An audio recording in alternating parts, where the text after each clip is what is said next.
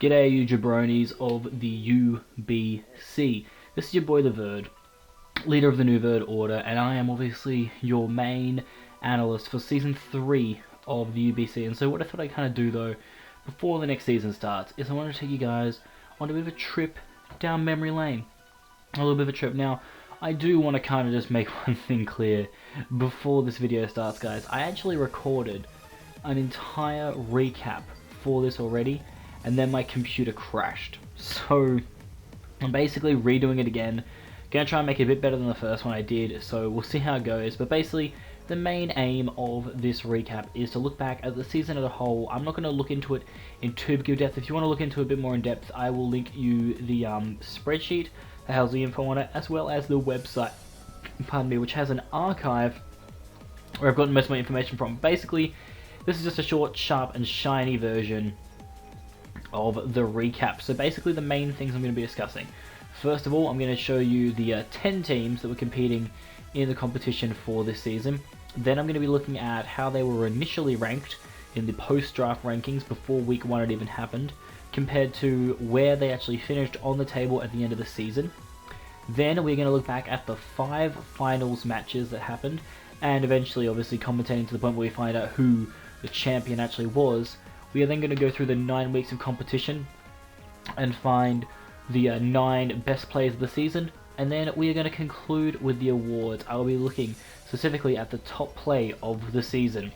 I will be looking at the best offensive Pokemon of the season, the best defensive Pokemon of the season, the 7th Pokemon, the coach of the season, and as always, the MVP of the season. So without further ado, guys, I think we need to just roll straight into this and get this thing started. So let's just start initially with the coaches themselves. So when it comes to the coaches, we're going to be initially discussing, well, we got 10 of them, and now these 10 weren't the ones that lasted the whole time. Obviously, if you have been following the season, which is great, good on you. If you haven't, well, welcome. I was initially a participant in Season 2 of the UBC, obviously coming back after being Season 1 champion, but personal reasons and other stuff kind of led to me not wanting to compete anymore, so I decided to drop out, and now I'm obviously an analyst instead. It's something I just prefer to do, just how I feel. And that led to a few bye victories and whatnot, and then another person dropped out later on. And when Tyler of the Seattle Seagers dropped out, Spencer ended up coming in and brought that team back very, very nicely in the end. My dog is barking very loudly, so I'm going to just quickly deal with that and then come back with you discussing the 10 teams and where we initially ranked them.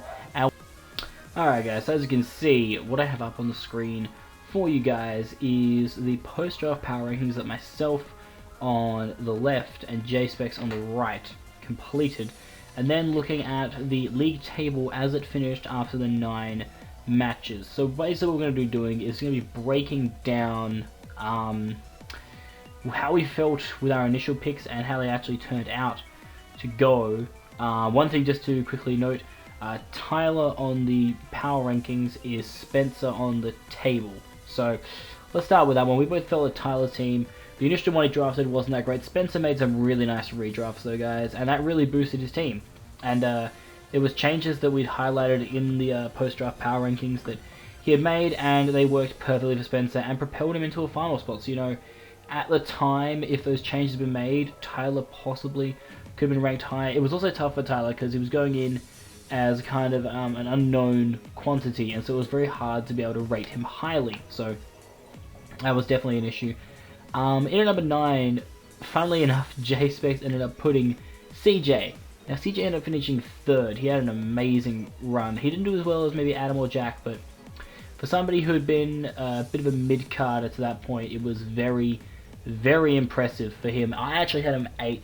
And we both had John and CJ basically in different positions. John basically went exactly where I predicted him to go, which is awesome. So I had at least one prediction right for the season, which I was pretty stoked about. You know, the Verd's a pretty humble guy, but also I was like, yeah, I did it. They both just had like, well, we felt that CJ's team was good, but we felt that he may, you know, this may be another learning curve kind of season for him. because before that I'd really only know him quite well through the Orange League, where he'd struggled with that team, but obviously he drafted his own, and he made it work for himself. In number 7, we both had Kahona. He actually ended up finishing 6th, mainly I think because I had dropped out. I feel, not trying to toot my own horn, but I feel that if I had stayed in the league and had kept on battling, I could have definitely secured at least one more win and wouldn't have suffered probably big losses, and probably could have snuck in over him at that stage. But you know what, he still got into the playoffs, so good on him for that one. In number 6, we both had Tom, and he actually exceeded expectations and ended up finishing 4th, which is amazing. He did a phenomenal job this season, so hats off to you, Tom. You did a great job, man. In at number 5, I actually had Orso, who ended up finishing 8th, which was very surprising for me, but J-Space actually put Jack there. He put Orso a bit higher, which is even more embarrassing for Orso, but he put Jack at 5, who ended up being runner-up only because of differential from the round 9 match between Adam and Jack. So it's pretty wild. I think J-Space didn't really know Jack's style as well as I did, and I knew Jack could be very, very good. And as you'll see later on, I nailed Jack. I wouldn't want to nail Jack though. Ew, gross. Anyway, the one that was awkward that I got wrong was I put RG 4th. He ended up being last. Only one win for the season. That was rough for him. J-Specs, as I said, put Orso, who got 8th, so that wasn't great for J-Specs. We both had Adam at 3rd going into the season. He actually went on to win the minor premiership, winning the season itself. Sorry, not the season. Not winning the championship, but being the top player at the end of the season. He actually did a phenomenal job. In number 2, I got the exact guess again. So 2 of my ranks that I predicted at the start of the season were bang on. I had Jack finishing 2nd, and he did end up finishing 2nd. I felt like he'd finished 2nd behind me. My draft was very, very good. I just wasn't really enjoying playing in the league at the time. That's why I was ranked 1st for both, and you see me down in that big fat 7th. Yeah, let's not talk about that. But let's talk about J-Specs putting RG, the Wooden Spooner, in 2nd place for the season. That was definitely a hoot and a half. But as you can see, guys, what's very good about this league, and what was a great thing to see from this league this season, was the fact that teams that were expected to do well didn't always live up to expectations, and sometimes teams that we didn't expect to do that great exceeded expectations, and CJ was the main one of that. He was pipped to be, you know, down at the bottom, like maybe clawing his way into playoffs, we felt, and gradually he kept getting better and better and better, and he made it into a very solid 3rd place. Like, it was by a decent margin, as you can see there. So hats off to CJ, and he actually found himself into the finals against Kahona. Now, unfortunately, Tom versus Spencer was meant to be the other final, but that one Tom had to forfeit, so Spencer would go straight into the semi against Adam. So what I'm going to do is I'm going to start showing you the final. So basically the first thing you're going to see is a Kahona against CJ, with the winner of that taking on Jack, and then I'll show you the 2 semi-finals and the consequent final. Alright guys, we are here with the first, well actually the only, of the technical playoff matches, as they are called. The rest is what I'd mainly call the finals. This is basically like the wild card matches. So initially, as I told you, Spencer got the 4-foot win against Tom and was going to go on to face Adam in the semis. And now we have this one between CJ and the Baltimore Orioles and Kahona. Pardon me. Oh, Jesus. And the Violet City Moltres. So this is going to be a very good battle. CJ had been in really good form going into this one, and Kahona was a very good battler. So we're going to crack in and see how this one goes. So, kicking things off, we have Entei in against Gligar. Entei is not going to waste any time going straight for that good old Sacred Fire and getting that clean burn, as now Gligar's EQ is going to do nothing. I really hope my commentary is good, guys. I'm going to talk pretty fast because I have a lot of battles to get through, and frankly, I don't need to explain these plays. These guys have done videos on these matches. If you want to look at these more in depth, then by all means, do it. You know what I mean? Anyway. So Sceptile reveals the Hidden Power Ice here, and that obviously does a diddly score to a crest that is clearly going to have Ice Beam. Pangoro is the switch in, and it gets frozen. Really unfortunate for CJ there, and it's not going to thaw out straight away. It's going to eat up a Volt Switch here though, as CJ is going to go into Charizard, and it will unthaw now and be able to get off a clean Super Power hit on the Charizard. So that was really good for CJ. They're getting that big damage on the Zarvy. The reason why that's really good too is because looking at Kahona's team, his only way of removing hazards is going to be that Gligar. So basically his aim now is to weaken the Gligar to the point where he can set up Stealth Rocks and confirm an easy kill on the Charizard later in the game. So he's going to go into Sceptile here, predicting the Roost again. Now he's going to make an amazing, not really an amazing, he's going to make, he's not going to make the double. I thought this was the time he made the double. He does not. He tries to see how much he can do to Crest, but as you can see, it's clearly diddly squat.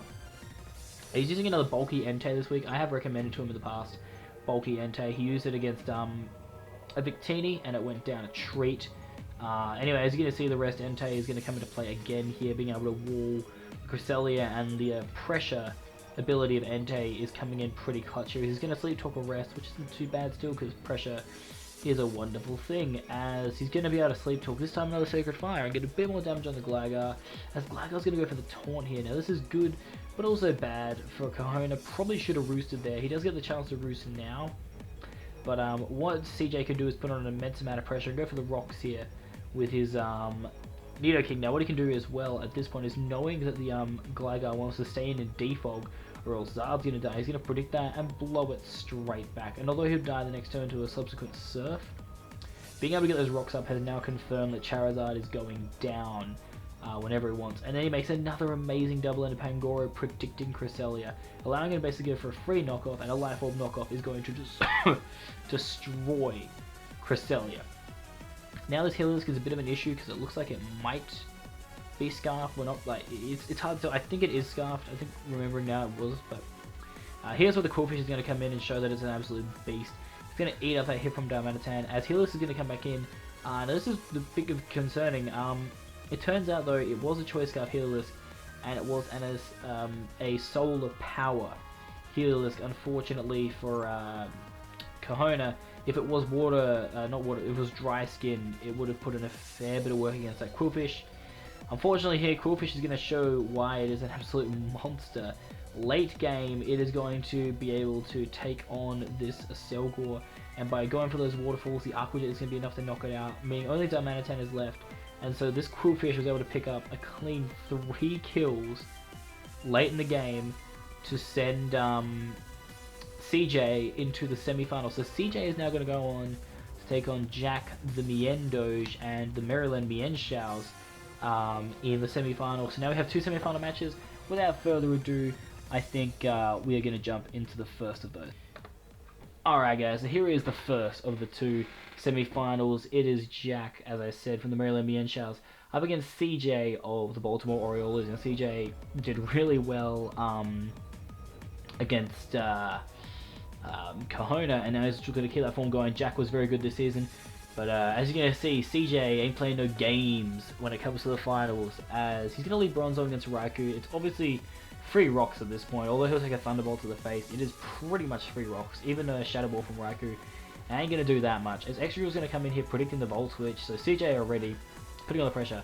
Jack does not have a solid switch into Excadrill. His actual best one here is a defensive Staraptor, which he actually ends up poisoning with a Toxic, so already CJ is all over Jack. And then he's going to go for the Protect, predicting, I don't know really what he was predicting. It may have been the Defog, I don't know.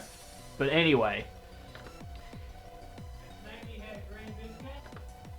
Anyway, sorry about that, I had audio issues. Anyway, moving on. So after the Protect here, he's going to make a really nice dull into the Bronzong, because like, at the end of the day, even if Staraptor defogs away here, it is another free set of rocks here, because if the Staraptor wants to roost, it roosts. If it U-turns, it U-turns.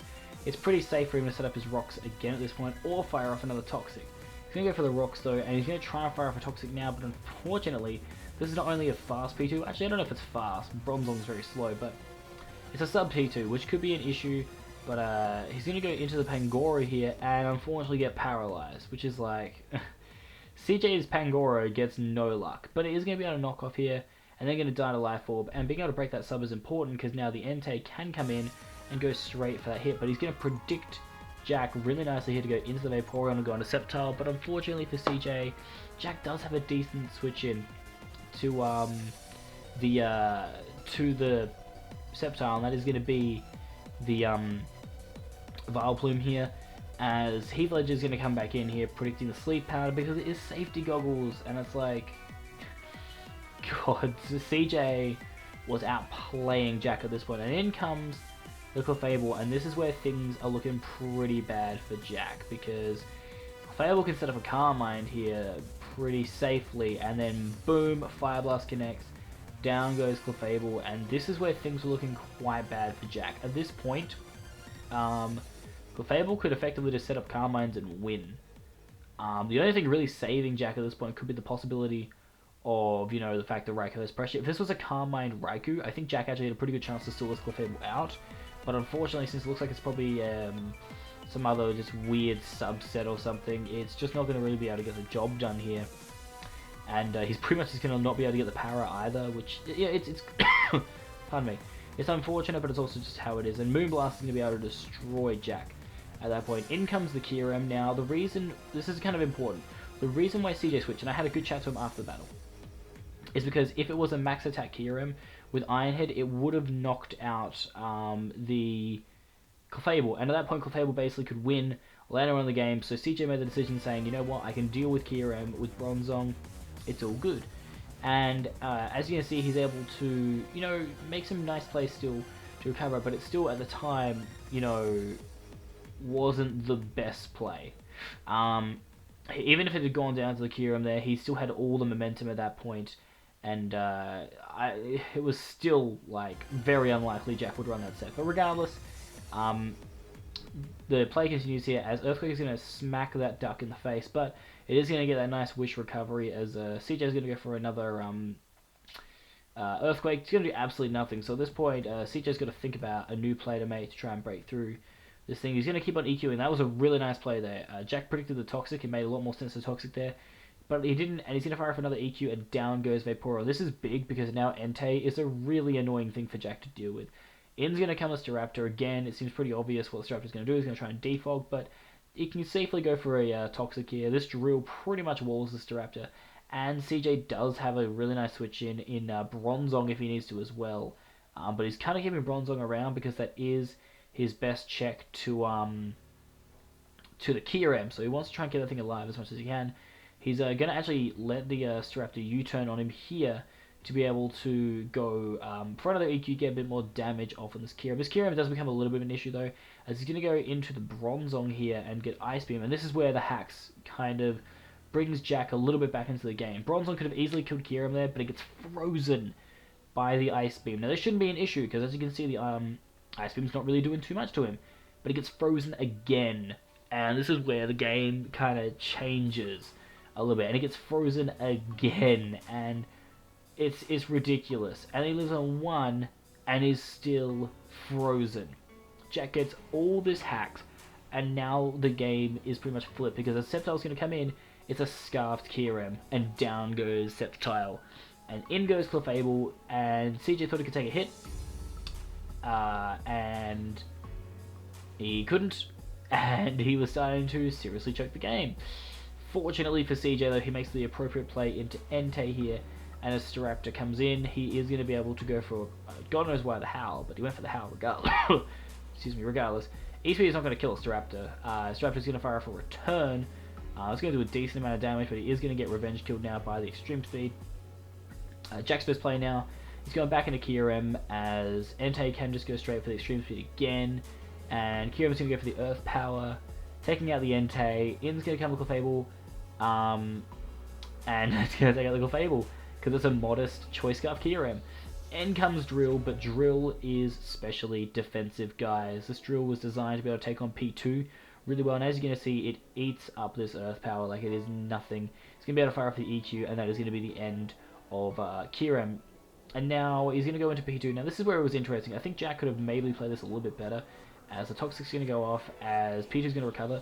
Now P2 at some point had, I think it's at this point now, if he just spams Tri-Attack, I think he would have had a better chance, because he's relying on Ice Beam hacks here. I don't know.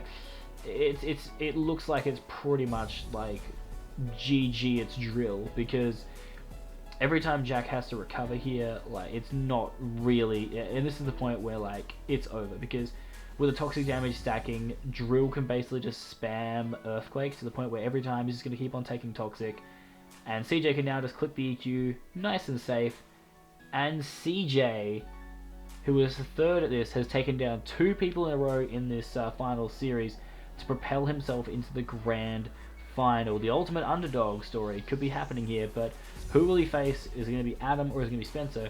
You're about to find out. Alright guys, so here is the other semi-final. Spencer obviously getting a free ride into here off the forfeit from Tom. Adam deserving the spot after finishing as the best player from just the season play. So we're going to crack into this game to see how it goes. So Ninja's going to lead against Tornadus. I may have helped Adam with a few of these Pokemon, and I did recommend Choice Scarf Tornadus, as it does take out Greninja turn 1. So already a lot of momentum for Adam. He's going to go into Drapion here as he's actually going to get his Lumberry knocked off, which means if this was a Willow Mew that could have been a problem, but he's going to be able to knock off the Registeel. That's a decent amount of Registeel, to be fair, as he's going to double now into Garchomp. I don't know if he was producing rocks or just Iron Head or whatnot, but Garchomp's pretty solid here. He can get up his own rocks, which is quite detrimental to that Rotom Heat.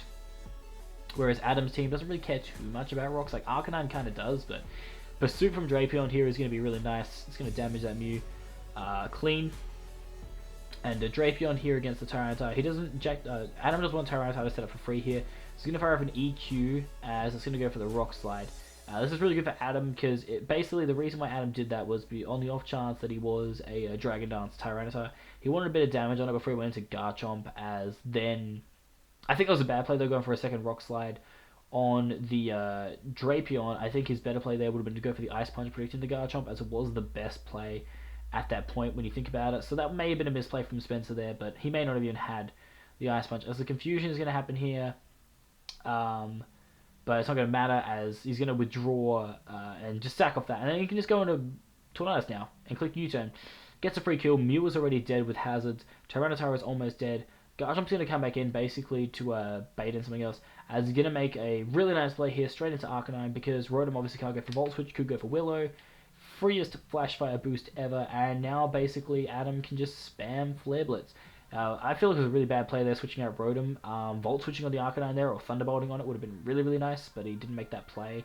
And now the Rotom is going to be put into Life Orb Flare Blitz range, and that's no bueno, as obviously the close combat's going to go off here and take out the Tyranitar. And as I said, Rotom is going to be put into well, Rotom actually turned to be Scarfed at that point, which didn't help its cause, because it couldn't lock itself into Thunderbolt because it would die. It couldn't lock itself into the Fire move because it would die, so Trick was its only play, which is unfortunate. But Adam, in pretty quick fashion, dealt with Spencer there and was able to propel himself into the final. So the final of the UBC, guys, is going to be Adam, who was the season 1 runner-up against me, and now could he be runner-up again, or is he going to be champion? We're about to find out.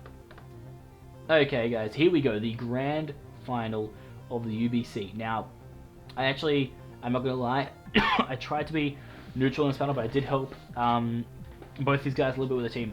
I helped with really just one key area of one Pokemon, and it turns out to be good in this game. Like, it's this one thing that I mentioned at the time that turned out to be really helpful for him. So basically, CJ the underdog up against Adam, the guy who's trying to prove that he's not like A-Drive.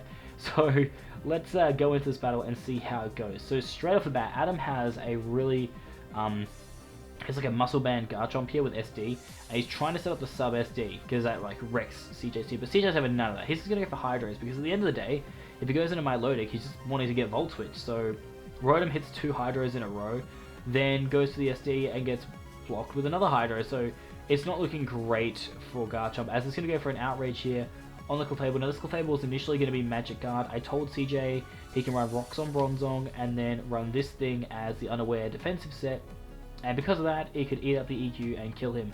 In's going to come to Sizzle, as it's going to try and go for a Bug Bite, predicting the switch, but actually Clefable's going to stay in on Flamethrower and murk this Sizzle real nice. A Sizzle thing could be able to BP, which, I mean, like, it kind of sucked. And now Rotom Wash is going to come in, as Sizzle's going to double into Milotic. Kind of a bad play Hydro Pumping there from CJ. I guess he felt maybe that the Volt Switch couldn't kill. Toxic Mist there is really going to matter as this battle goes on. You're going to see. I feel like it doesn't matter actually too much in the course of the battle, but people are going to claim it mattered more than it did. Anyway, the Scald's going to happen here for the Milotic. They actually just burn the Bronzong. Adam does make a series of very good plays to pull himself back, because he's currently behind, obviously, as he's going to go into Sizzle here, predicting the rocks. And this is basically a free roost, but what CJ does here is very, very nice. I recommended to Amon's Pangoro to run Fire Punch for this specific Scizor, as there's no real switch in for him here, as Scizor is going to go for the BP, does a lot, but the Life Orb Fire Punch is going to come through there and take out the Scizor. Scizor was actually a really annoying problem, so now that's gone, it's very, very good. As now Tornadus is going to come in, it's a bit more physically offensive, doesn't really do too much to that Rotom. If it was Poison though, it could be doing a lot more and really threatening it, but unfortunately that's not going to happen, as Rotom is going to be able to Volt Switch here, and this does give CJ a ton of momentum being able to go to his Sceptile. Adam thought that he'd be able to take 2 Dragon Pulses with his Tornadus, hence why he goes out to it now, but as he's going to see, this Sceptile ain't playing no games today, and because he's not running an Assault Vest Tornadus, it's not going to be able to take it as well, so Sceptile does clean up here, taking out the Milotic. In's going to come in the Taunt again. CJ knows he can't kill this thing in one shot, so he's going to play it smart and go into his Excadrill actually, predicting maybe the Hurricane, but actually he just goes to the U-turn, goes into the Scarfed Arcanine. This is a jolly Arcanine. CJ's going to be smart here, he's going to sack off Pangoro. He understands that the Arcanine, if it comes back in again on rocks, is going to be chilling at 37%. And that's why he goes into Rotom here, because he knows he can pretty safely just go for a Volt Switch at this point. But he's actually going to choose to double into Bronzong. I guess it was maybe just in case he thought the Flare Blitz was going to happen again, but regardless. The knockoff from Torn is going to take out the thing, and now he goes into Scarf Drill. Rockslide's going to take out the Torn, and this is the point where it's looking pretty good for CJ. If Snips comes in here, Rockslide damage basically puts him in range of Dragon Pulse from Sceptile. Unfortunately, Snips flinches. Didn't really matter at this point of the battle. Like, this doesn't really matter. I don't think any of these plays at this point have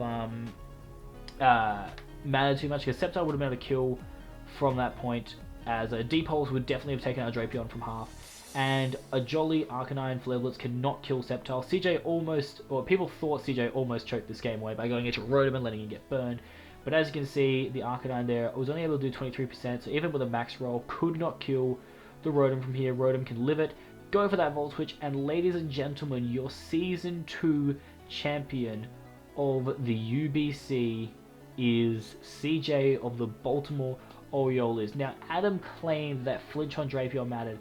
We've done the calcs. Mega Sceptile's Dragon Pulse easily kills Drapion from half. Easily. The fact that Adam wasn't running any bulk is the main reason why that was going to kill.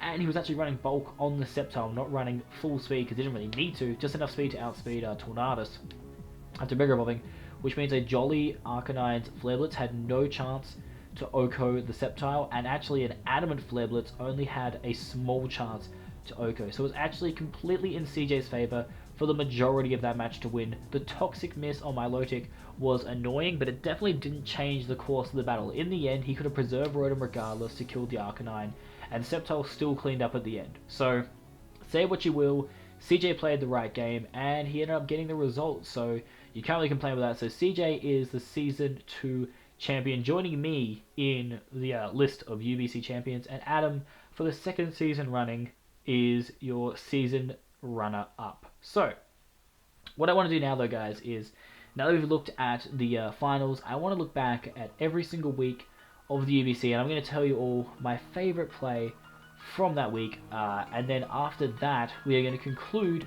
with the awards for the season. Alright, jabroni, so watch this. This is week 1. Hidden Power Ice takes that thing out. Shrooms is going to come in being like, I can spore anything, you can't do shit. And Adam's going to be like, well bitch, check out me safety goals, bro. Allowing him to be able to get a free recover, because let's face it, Amoongus can't hit anything hard. And Argy loses. What, these plays weren't dank enough for you? Look at this silly Cresselia coming and thinking he can just set up an easy reflect on a Gothitelle. Oh, lol, lol, lol, lol, lol, lol. Oh,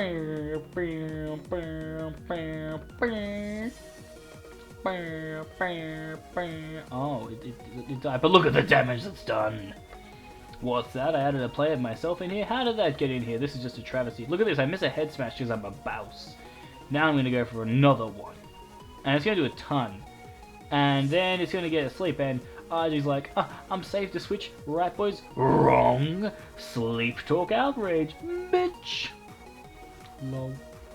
Now, I'm not going to lie to you, jabronis, I may not be doing these in order, but I don't care, because look at what this Reuniclus does to an entire team.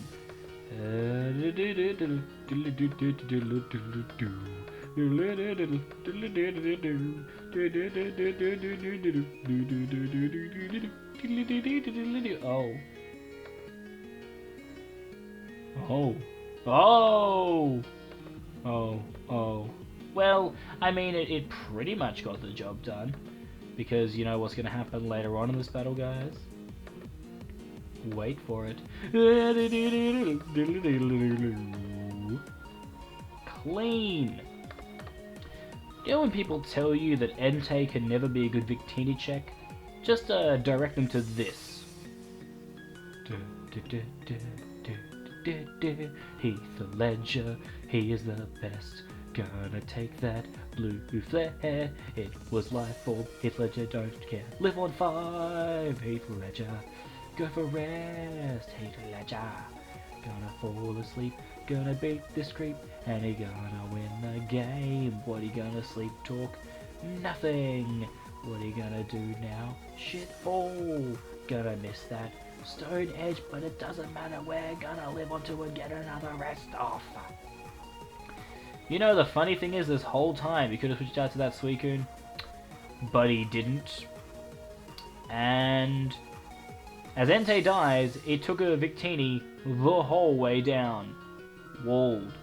Walled to the wall.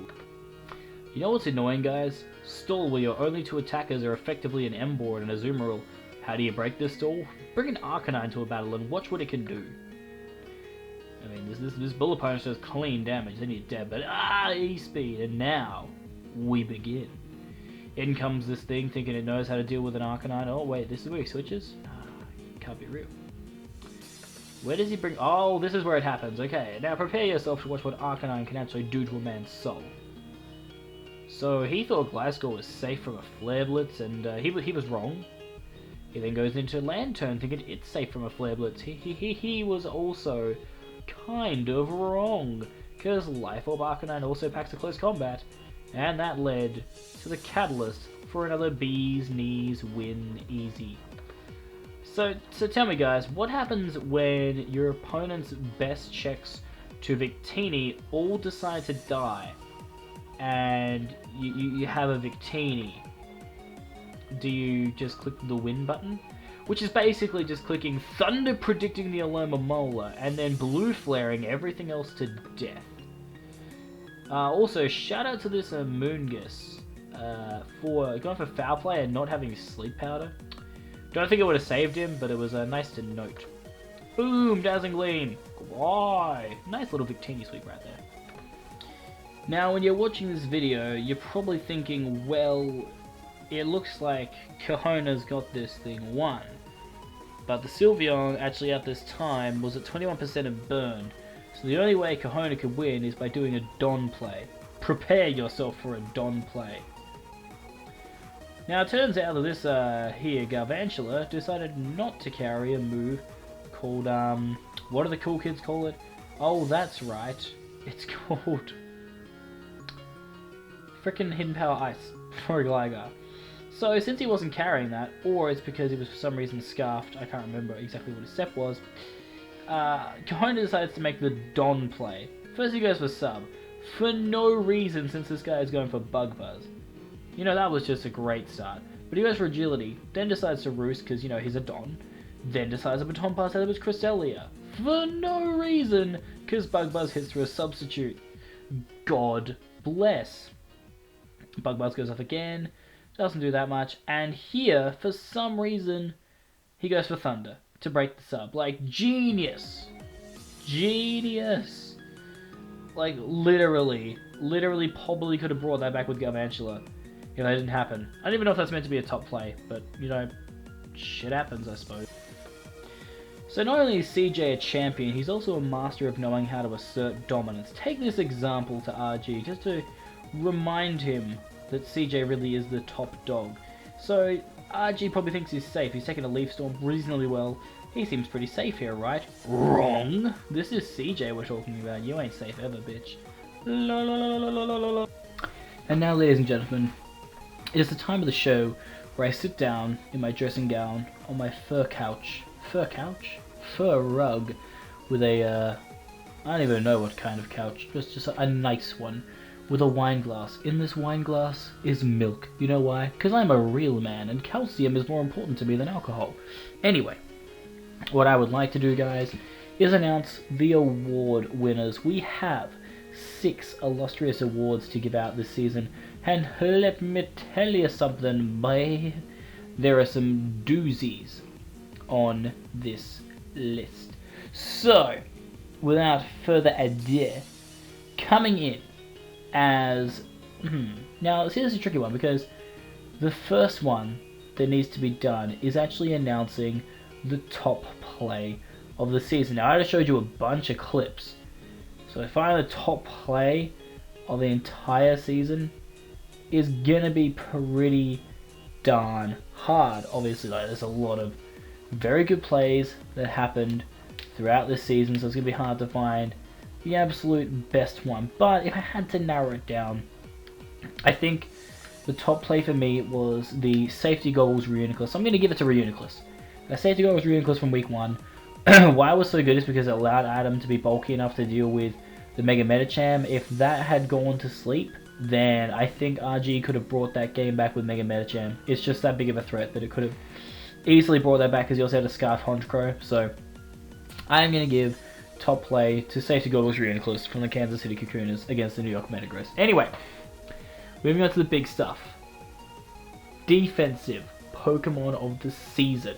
Now, this thing wasn't the most, like, super defensive. Now, when I look at defensive, I'm talking about Pokemon that were always putting in work for the team. It's like the team player kind of award.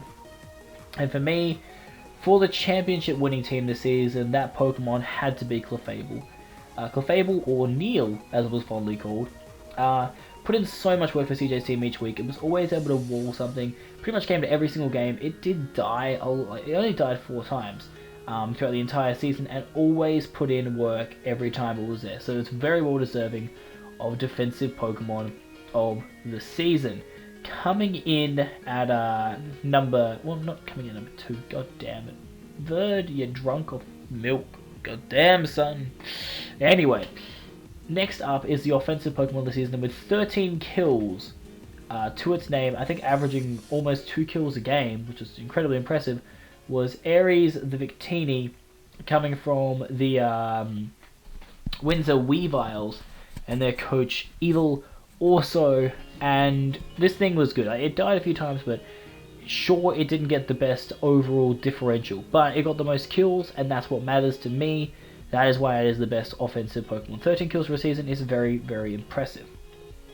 Next up, we have the 7th Pokemon. This is a Pokemon that was brought not that many times, and still put in work. Now, when I'm saying not that many times, I'm saying half of the duration of the season. So it had to be 4 or less games, and playing only 4 games, accumulating 7 kills, which is almost 2 kills every game.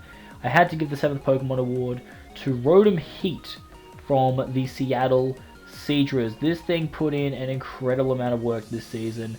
When it came to battles, it did its job. It wasn't that great in the playoff match that it was in, but aside from that, when it was brought, it was an excellent Pokemon for the Seattle Seadra, and so it was well deserving of the 7th Pokemon award.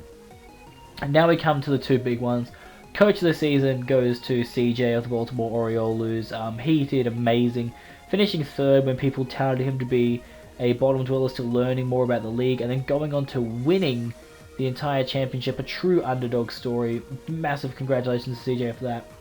And the big one, guys, the MVP, the best Pokemon of Season 2 of the UBC. Now, I thought about this long and hard, but there is really only one Pokemon I could pick. It was in a lot of top plays. It didn't really do too much in the finals, but when it needed to, it did the job for this team. And so the MVP for Season 2 of the UBC is Blobbert the Reuniclus from the Kansas City Cocooners. It had the best kill-to-death differential in the league, and it was just phenomenal. It was defensively great, offensively 10 plus kills. Fantastic for Adam's team. He used it superbly, and there's not really much else I can say. It did, pardon me, it did the job. Anyway, guys, that's it. You have lasted over 40 minutes enduring me talking about random shit, and that's great. Good from you.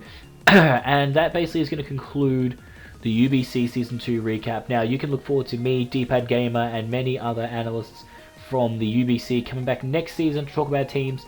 But I think it's safe to say after this season where the impossible happened, I think anything now is definitely possible heading into next season, and I thoroughly look forward to seeing what will happen. But for now, guys, my name is TheVerd. You know me as the wacky Australian major analyst of the UBC, but for everyone around the world who follows the UBC, just be aware, I'm out this bitch.